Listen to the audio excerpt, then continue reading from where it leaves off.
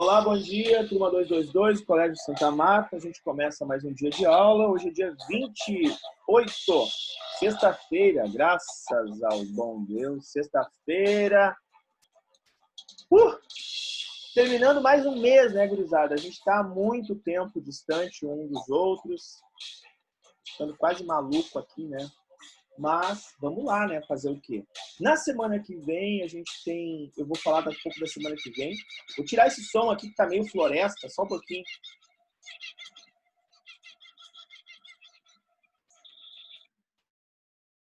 E aí, eu vou continuar. Então, na semana que vem, a gente vai ter a nossa prova, né? Sexta-feira que vem, ou seja, daqui a uma semana, a gente tem a nossa primeira avaliação virtual, né? A nossa primeira prova virtual. Bom, ela não é uma prova muito difícil, ela é uma prova com 10 questões, né? Vai ser extremamente... Otávio, tu tá falando comigo? Otávio, tu tá falando comigo? Não, não, senhor. Ah, tá, não, porque eu pensei que tu estivesse falando comigo, desculpa, porque daí estava desligado teu microfone. Então, é uma prova extremamente importante, justamente por uma questão protocolar, mas a gente vai fazer uma revisão, então, na segunda-feira. Então, segunda-feira, os conteúdos que a gente tem na sequência, eles vão ser transferidos para a próxima semana, né? Então, na 25ª semana é que a gente vai continuar com os nossos conteúdos que estamos vendo hoje, que são conteúdos referentes ao século XIX, certo? E na semana que vem, então, segunda, a gente faz a nossa revisão e sexta-feira a nossa prova. Ficou alguma dúvida? Tá tudo bem com vocês? Tudo tranquilo?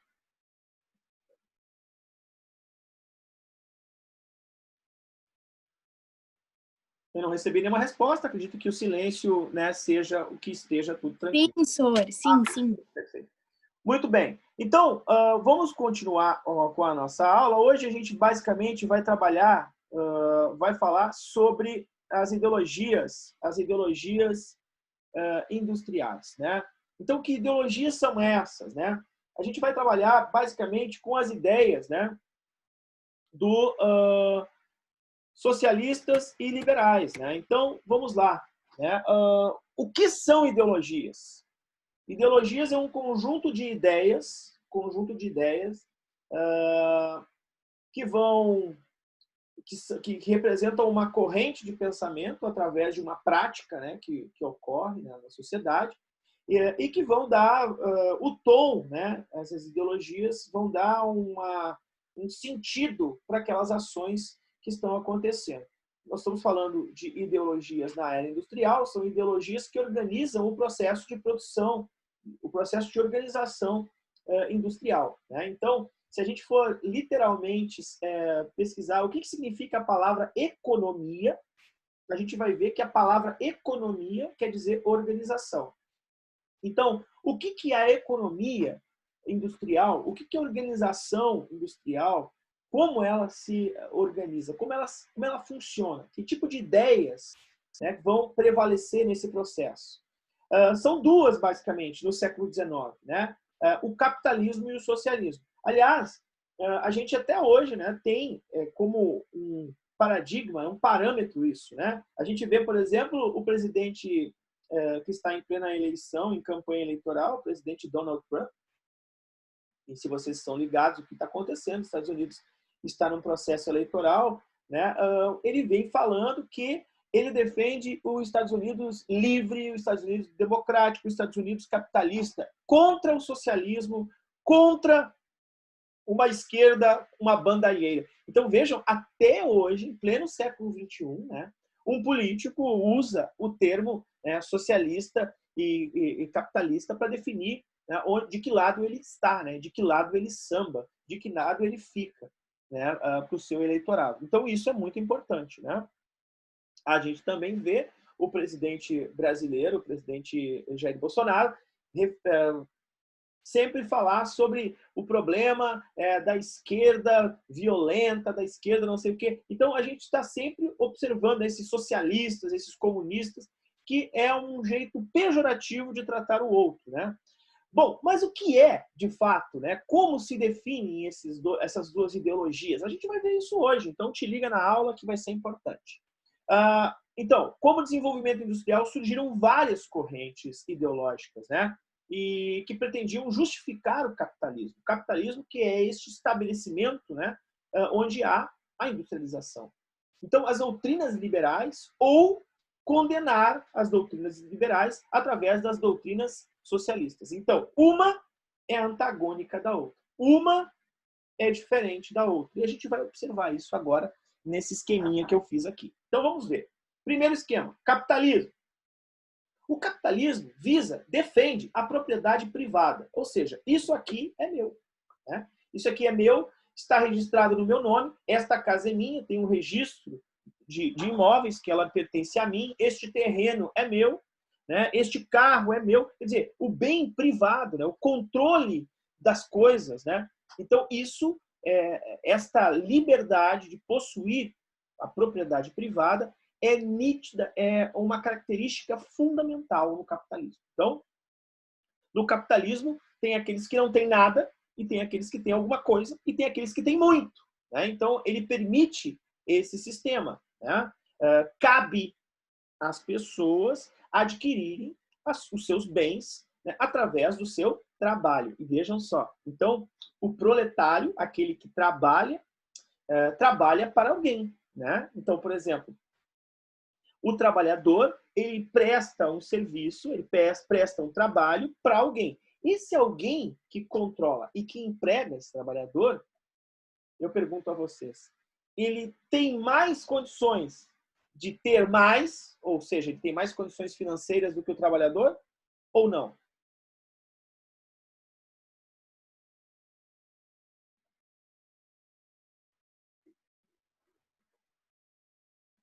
É uma pergunta isso.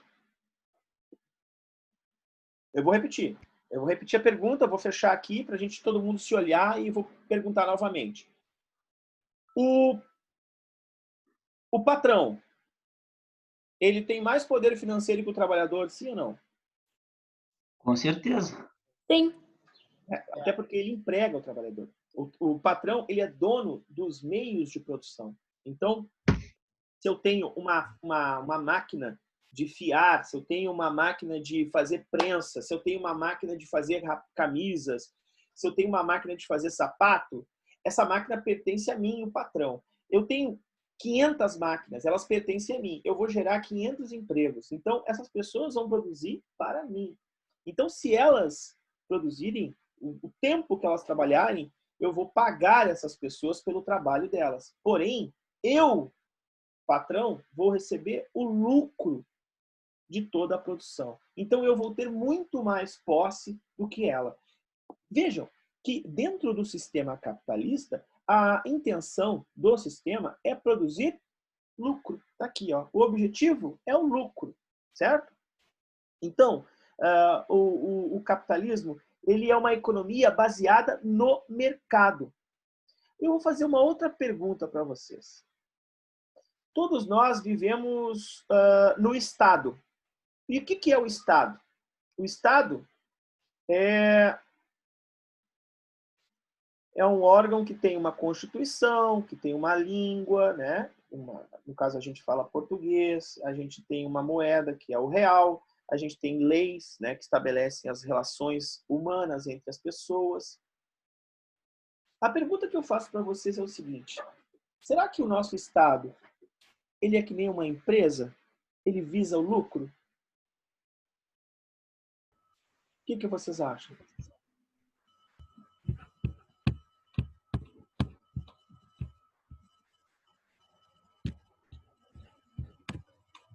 Senhor, eu não ouvi a pergunta, desculpa. Se puder repetir.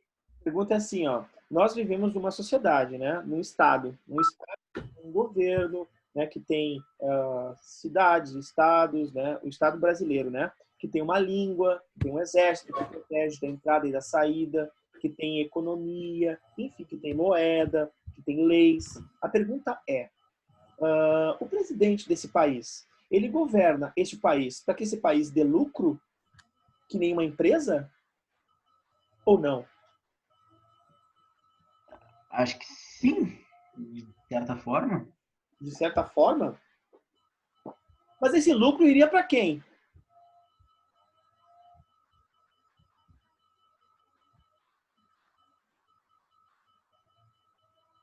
né? Olha só, um Estado, pessoal, ele não serve para gerar lucro.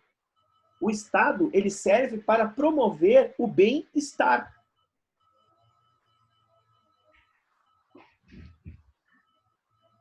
Deixa eu ver o que alguém escreveu aqui para mim.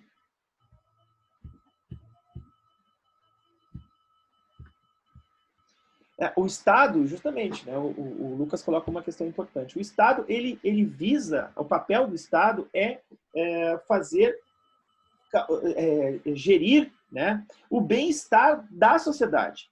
Obviamente que a sociedade, nesse Estado, ela é livre e o nosso modelo é um modelo capitalista. Então, tem pessoas do nosso Estado que possuem muito patrimônio, são muito poderosas, são ricas, e tem pessoas que não têm posse alguma. Esses dias tinha uma matéria no jornal de crianças, né, que não têm acesso a mínimo acesso à internet, pessoas que moram em lugares ermos, né, cara, os caras não têm o que comer, vão ter acesso à educação à distância, né? E aí eu fiquei pensando assim, poxa, a gente tem tanta possibilidade, né? A escola, por mais que ela seja paga, a nossa escola, né, cara, mas ela gera condições, por exemplo, de vocês assistirem uma aula deitados da cama, por exemplo, né? Uma aula em casa. Ah, mas eu tenho um computador só. Ai, que inferno. Cara, tu tem um computador, tu tem internet, tem gente que não teve acesso a nenhum tipo de informação durante esse tempo todo. E todos nós pertencemos ao mesmo Estado. Então, vejam, há diferenças sociais, né? Há diferenças nesse Estado, obviamente, que é por conta financeira, mas essas diferenças elas só existem porque o bem-estar da sociedade ele não é igualitário. Por quê? Porque ele está dentro de um sistema que tem uma lógica, e a lógica é a lógica capitalista, a lógica do lucro. Né? Então a gente tem que entender isso. Né? Mas o papel do Estado não é gerar lucro. Tá? O papel do Estado é gerenciar o bem-estar de toda a sociedade, certo? Então, voltando lá para o nosso esquema, a gente vai ver que o Estado, então, dentro do modelo capitalista, ele gera lucro. Então, a economia baseada no mercado. São as leis do mercado. As leis do mercado. No socialismo, nós vamos ter a propriedade, ao invés de ser uma propriedade privada, vai ser uma propriedade coletiva. A socialização daquela propriedade. Agora, eu pergunto a vocês, dentro do nosso estado, nós temos algumas propriedades que são coletivas, pessoal?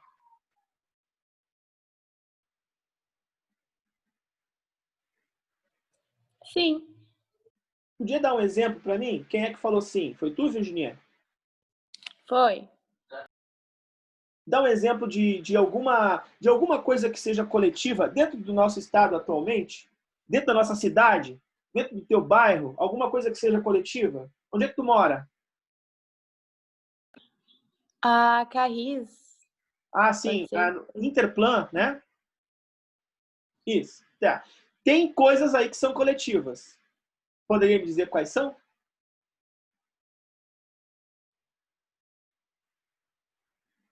Não sei, senhor. Uma praça.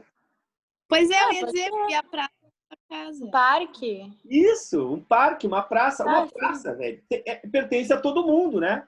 Mas olha só como é que são as coisas, né? Uma praça, às vezes, né, a gente vê na praça o cara passeando. Eu passeio com a Chiquinha, né? A minha cachorra aqui, sem vergonha, que tá deitada aqui do meu lado.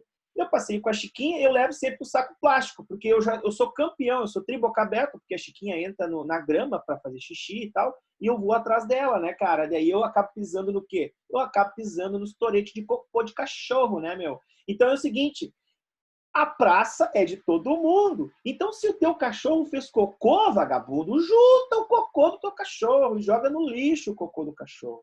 Ah, mas o cocô é adubo. Nem aqui, nem na China. O cocô de cachorro ele vai infectar, inclusive, né, o ambiente. Tu tem que tirar, ele não é adubo, né? Para ser adubo tem que maturar o cocô, não é esse caso. Então, o fato é que a praça é nossa, literalmente. Se a praça é de todos, né, nós todos temos que zelar pela praça. Será que isso acontece na sociedade capitalista? Muitas vezes a gente vê o quê? A gurizada quebrando banco, né? Tipo, ninguém planta alguma coisa, ninguém junta um lixo. Tu passa por cima de uma sacola plástica, às vezes, que tá na praça, né? Aí cai do teu bolso, tu joga fora papel de bala na praça. Tu tá CIA pra praça. Lembrando que CIA é cagando e andando. Então tu tá cagando e andando pra praça. E a praça pertence a todo mundo. Ela é um bem socializado. Então vejam, a propriedade coletiva visava o socialismo. E aí não é só a praça. O socialismo fala sobre tudo coletivo. Vejam como é difícil isso. Proletário, que é o trabalhador, ele trabalha para a sociedade. Então, no capitalismo, o trabalhador trabalha para alguém. É individual. Ele trabalha por um grupo de pessoas que vai ficar rico. E aqui não. Aqui o trabalhador, no socialismo, ele trabalha para toda a sociedade. E o objetivo do socialismo é o bem-estar coletivo e não o lucro individual, o individualismo. Aqui tu vai privilegiar a sociabilização, ou seja, o bem para todos, né? Então, é uma coisa que não está na nossa cultura. Nós não conseguimos entender isso, né? Por quê? Porque a gente nasceu, viveu e vive o capitalismo, né? O individualismo, né? Digamos assim, o egoísmo nas coisas, né? Então, a economia planificada da sociedade, ou seja, não é uma economia de mercado. Se o mercado funcionar, eu vou lucrar. Não, é uma economia para todos. Então, todos têm acesso. É planificado, né? Todo mundo teria acesso a todos os bens de produção, todos os meios de... Todos os consumos seriam mais ou menos iguais. E a gente vai ver, então, que tipo de liberalismo, né? Vamos começar pelo liberalismo hoje, vamos falar sobre liberalismo, e na próxima aula, talvez, né, a gente vai falar sobre o socialismo. Então, vamos lá. Então, doutrinas liberais. Então, a doutrina liberal visa o quê? O direito individual, como eu havia falado. Os liberais, eles são individualistas, né? Então, é a ênfase na propriedade. Isto é meu, isto pertence a mim. Quanto mais eu tenho, melhor para os meus herdeiros. Então, nós vamos ter isso, né? As heranças, né? O que tu vai herdar da tua família? Os bens, as posses da tua família, né? Então, isso significa que o patrimônio ele vai ficar concentrado na mesma família, né? E essa, então, é uma ênfase da liberdade, né, de propriedade, de aquisição. Liberdade de comércio e produção. O que significa? A liberdade de comércio e produção, o Estado, aí vocês anotem isso que é importante, ó. Na liberdade de comércio e produção, o Estado não tem papel significante. Ou seja, o Estado não pode se intrometer nesta liberdade de comércio e de produzir. Isso cabe a quem? Isso cabe ao mercado. Então, por exemplo, opa, caiu aqui tudo. Peraí.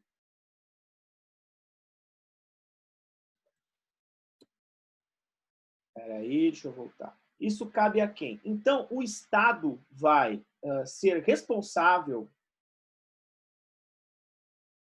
por gerar o bem-estar social, mas ele não pode se meter na questão econômica. Dentro do liberalismo, ele não pode se meter na questão econômica. Tem que deixar com que o dono da Coca-Cola, o dono do McDonald's, o dono do Banco Itaú, esses caras é que mandam na sociedade.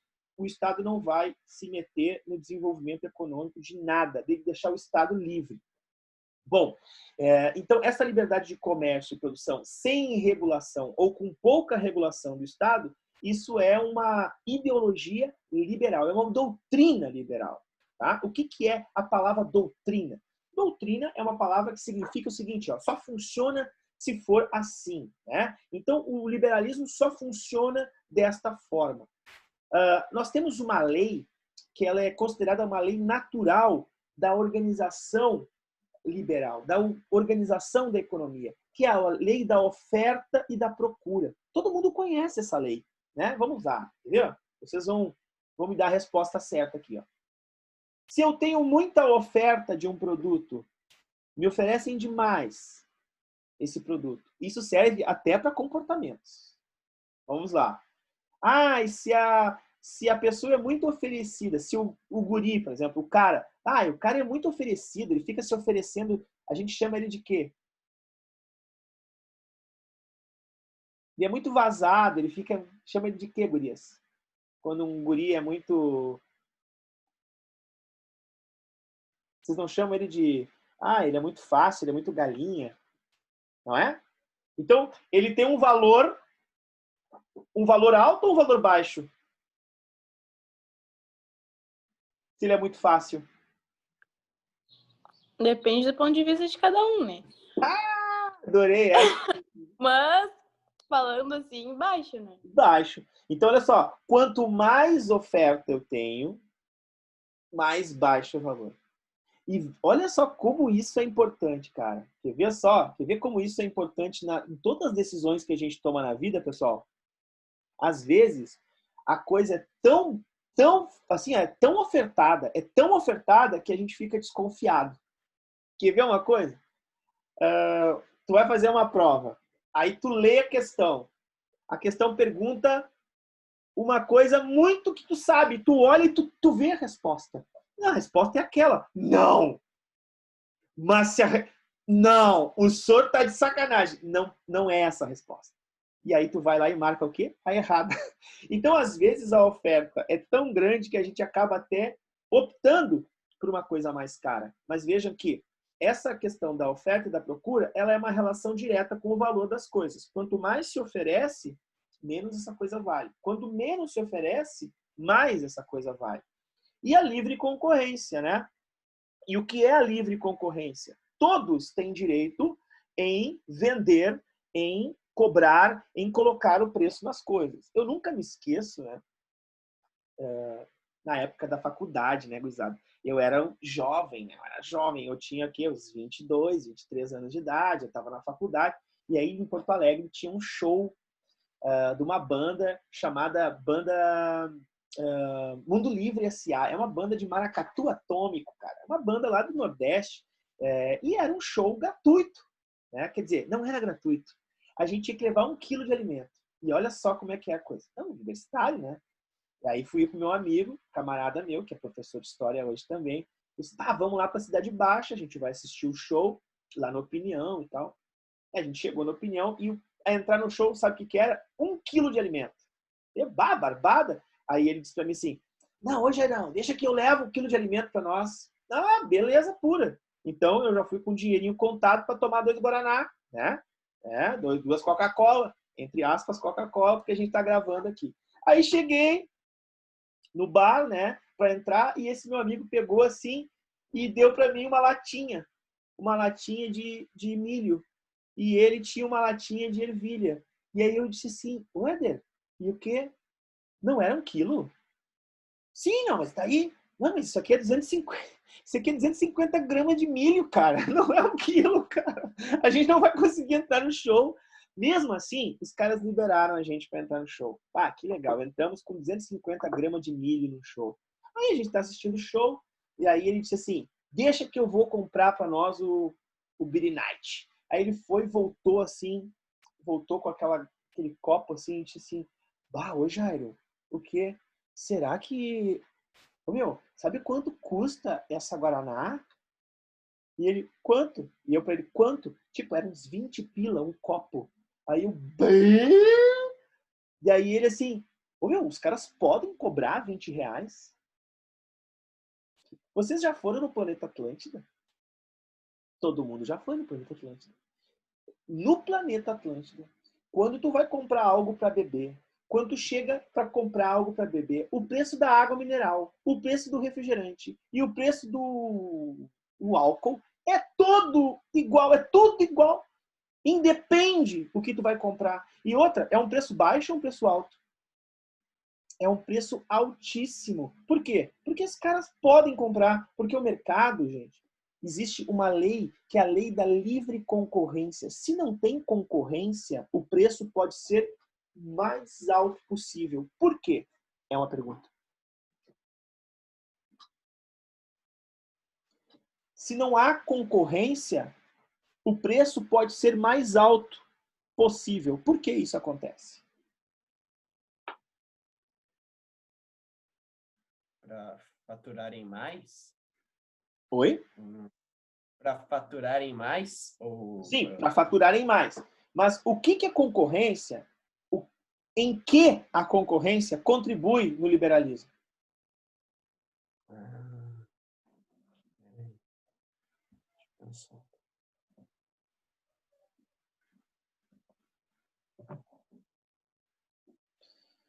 Por que é importante existir concorrência no liberalismo, pessoal?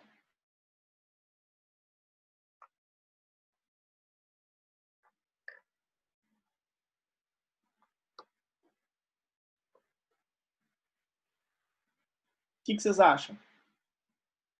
Ninguém faz ideia? Sorriam aí que eu vou ter que tirar uma foto de vocês para fazer a chamada. Aí.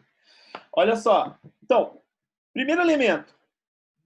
Se eu tenho só um produto, eu só tenho uma marca de água para vender e todo mundo bebe água, cara, todo mundo bebe água. Se eu tenho só uma marca, eu posso cobrar o valor que eu quiser. Se eu tenho duas marcas de água diferentes, três marcas, eu vou comprar o quê? Pelo design da garrafa, pelo preço da água mineral, pela boca da garrafa, né? Se ela vai ter um bico dosador ou não. Se eu tenho mais de uma marca de sapato, eu vou escolher o sapato mais barato, o sapato mais confortável. Então, para que serve a concorrência? Justamente para dar qualidade e também para atender melhor o cliente. Deixa eu ver aqui o que me escreveram. Isso, muito bem. Então vão gerar o melhor produto para conseguir obter lucro e não ter monopólio. Perfeito! Então a tentativa de concorrer, a concorrência, a livre concorrência é uma lei natural, velho. Ela gera o não monopólio, né? Ela gera a não dependência a um produto apenas, e sim a concorrência entre os produtos. Por isso que ela é importante, ela é saudável, porque ela gera mais capacidade de implementação de tecnologias, né? Então, a concorrência, ela gera... o cara vai ter que me convencer a comprar todo instante, a consumir todo instante. Vejam bem, eu já tenho um celular super bom, super potente. Por que eu vou comprar outro celular? Né? É porque vem uma tecnologia nova, que daí ele faz não sei o quê, que daí ele sai café expresso, que sai churros do celular, sei lá, cara, os caras vão inventar, entendeu? Porque vão ter que fazer eu comprar um outro celular, é isso que eles têm que fazer.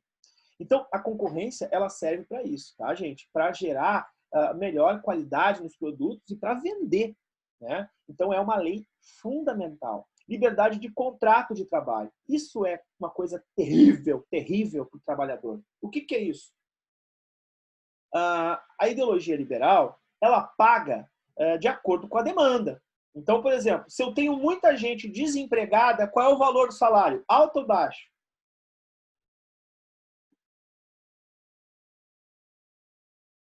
Baixo. Baixo. Então, se eu tenho muita gente na rua, o valor do salário a ser pago é um valor baixo, porque a lei da economia natural, oferta e procura. Né?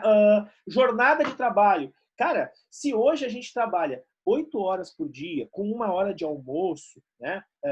Que está dentro do parâmetro das leis trabalhistas, antigamente, lá no século XIX, não tinha leis trabalhistas, velho. Não tinha. Então, por exemplo, um trabalhador estava lá fazendo uma prensa e daqui a pouco ficava meio cansado assim e plá, perdia o braço. Arrancava o braço do trabalhador. Aí o que faz? Aí o gerente, só o Jairo lá perdeu o braço na máquina. O que a gente faz? Demite o Jairo, contrata outro com 2 braços, né, cara?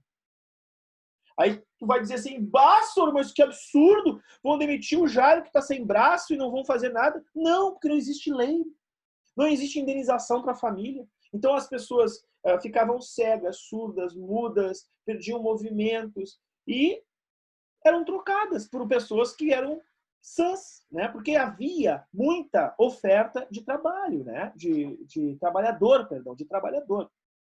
Então vejam que a jornada de trabalho, os salários eram baixos. Quer dizer, tudo isso fazia com que o trabalhador ficasse completamente dependente, né? E fosse extremamente explorado pelo patrão. Né? Então, a liberdade de contrato e trabalho é uma ferramenta para os liberais fundamental. A gente viu aqui no Brasil recentemente uma reforma no trabalho, e aí, se tu tá perto da tua mãe e do teu pai, abre o microfone do professor, deixa o professor falar em voz alta aí, porque eu vou perguntar para eles. Será que nós melhoramos a nossa condição de trabalhador nessa nova reforma de trabalho que foi feita dos trabalhadores? Né? Quer dizer, alguns trabalhadores no Brasil, por exemplo, não têm mais direito a uma hora de almoço. Muitos trabalhadores no Brasil reduziram isso para 30 minutos.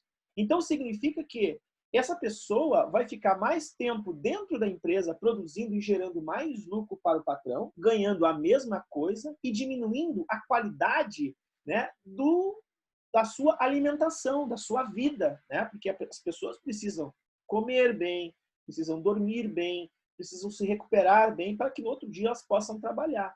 Então, nós temos aí, nós perdemos alguns direitos importantes do trabalhador neste momento de reforma. Mas, vamos lá, seguimos adiante. Então, liberdade de contrato de trabalho, desobrigação dos patrões, era tudo que o liberalismo quer. Porque quanto menos o patrão gasta com o funcionário, mais o patrão lucra. Essa é a grande lógica, tá, pessoal? E temos, então, a não intervenção do Estado na economia. Ou seja, o Estado não se mete. Quem tem que gerenciar a economia, quem tem que pensar na economia, não é o Estado, é o mercado. Né? Isso é papel do mercado. Então, são as empresas que têm que organizar a economia de um país. Isso é o pensamento corrente dos liberais. Certo? O grande pensador liberal, vocês devem ter visto isso, a gente trabalhou isso lá no capítulo dos iluministas, foi o senhor Adam Smith, né? O Adam Smith que vai escrever o livro A Riqueza das Nações, né? Que vocês podem observar naqueles slides que a gente tem do iluminismo, onde a gente trabalhou as ideias de Adam Smith, né? Da circulação de mercadoria e tal. Seguindo adiante, vamos ver, falta pouco tempo para a nossa aula terminar, mas vamos lá. Thomas Malthus, vocês devem ter estudado Thomas Malthus com a professora Limara, né, professora de geografia. O Thomas Malthus é aquele cara também que vai escrever e vai falar sobre o teórico da miséria inevitável, que ele vai dizer o seguinte, ó, o alimento cresce em proporção aritmética, enquanto a população em proporção geométrica. O que isso quer dizer? Que tem muito mais pessoas nascendo do que alimentos sendo produzidos. Isso é uma grande mentira, né? A gente sabe hoje que isso é uma grande falácia, né? Enfim, os alimentos são tanto produzidos quanto pessoas nascem. É uma grande bobagem isso. Mas ele vai dizer que as guerras são inevitáveis, são fundamentais, né? E as epidemias também, como essa do coronavírus, porque acabam fazendo uma limpeza na população pobre, por exemplo, né? A gente tem visto, né? Não só a epidemia tem matado mais pessoas pobres no Brasil e no mundo, né? Não só no Brasil, mas no mundo, mas também, recentemente, ontem, saiu uma pesquisa do Atlas Populacional do Brasil, pelo IPEA, né? Que é um instituto que justamente discute as relações sociais sobre a violência no Brasil. Então, a maior parte, ou seja, 70% dos jovens que morrem no Brasil estão ali entre os 15 e 25 e 30 anos e são jovens negros, né? São jovens negros que morrem nesse país. Ou seja, onde eu quero chegar com isso, né? As populações mais perseguidas, a maior população brasileira é afrodescendente, é negra, né? E as pessoas brancas são as pessoas que mais vivem, são as pessoas que menos sofrem com a violência, né, e por morte de porte de arma, que cresceu vertiginosamente. Então, queridos, essa ideia de Malthus, de concentração de natalidade, de contenção de natalidade, era uma política europeia na época, né? Hoje a Europa, ela vai estar sofrendo demais. Por quê? Porque não tem nascido tantos europeus e por isso a Europa, vários países europeus, têm sido países basicamente de idosos, né? Justamente por conta dessa teoria da contenção, de conter, controlar a produção de natalidade, a produção de pessoas, né? O nascimento de pessoas. Então, isso tudo para que o Estado se limitasse a investir no assistencialismo, né? Se limitasse a investir em políticas públicas. A gente falou sobre políticas públicas já esse mês. Então, a lei dos pobres, por exemplo, de York Houses, né? Que era uma lei que confinava os miseráveis, né? No Estado inglês. Né? Então, vejam que essa ideia hoje, por exemplo, o meu pai e a minha mãe, né? A minha mãe, por exemplo, tinha 7 filhas. O meu pai tinha 7 irmãs. O meu pai tinha 6 irmãos. Hoje em dia, provavelmente, tu é filho único, né, cara? Se tu tem um irmão, é muito. 2 irmãos, nossa, tua família sofre pra caramba, porque tem que pagar escola para 3, tem, né? Plano de saúde para 3. Então, quanto menos pessoas, mais econômica é a vida. Então, hoje em dia, a contenção de natalidade, ela se, digamos assim, se absorve na sociedade por uma necessidade econômica muito mais do que propriamente pela noção malthusiana, né? Bom, queridos, sobre as próximas ideias liberais e socialistas que a gente vai ter que discutir aqui na nossa aula, eu vou propor a vocês que a gente discuta lá na 25ª semana de distanciamento. Porque na semana que vem, na segunda-feira, nós temos a aula de revisão, na segunda, e na sexta-feira a nossa prova, então não vai haver live, né? E vocês vão ter o momento para fazer a prova de vocês, certo? Hoje nós estamos terminando a nossa aula, né? Eu agradeço a presença de vocês, obrigado ao Otávio, Ariel, Rafaela, Raíssa, Lucas, Eduardo, Luca, o Guilherme, o Vitor, a Rafaela, Cauã, Leandro, Virginie, João Pedro e Eduarda Renz. Obrigado pela presença de vocês. Tenham um excelente fim de semana. Aproveitem, se cuidem e a gente se vê na segunda na revisão. Tragam as suas dúvidas, façam as ponderações, porque é a partir dali que a gente vai tirar nossas dúvidas. Valeu? Valeu, senhor. Até mais. Até mais. Tchau, tchau para todos. Tchau, Sorbo. Até Bom. mais. Valeu. Semana. Até a Tchau. próxima. Falou.